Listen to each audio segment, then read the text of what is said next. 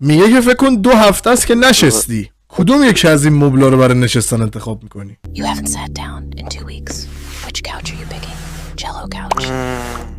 ژله‌ای آخه یه جوره لوچ. Sand couch.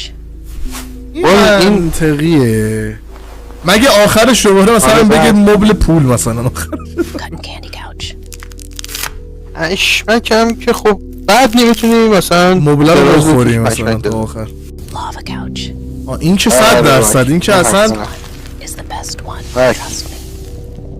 چرا اینجوری صحبت میکنه زنی؟ Sushi couch. این خوبه با اینکه سوشی دوست ندارم ولی نه بو گوه ماهی میده. نه آره منم آره نه به درد میاد. Ice couch. اینو که تو دوست داری، یخ میکنی ولی بد نیست. اینو تو دوست داری، اینو تو 100% دوست داری. آره خوبه. Marshmallow couch.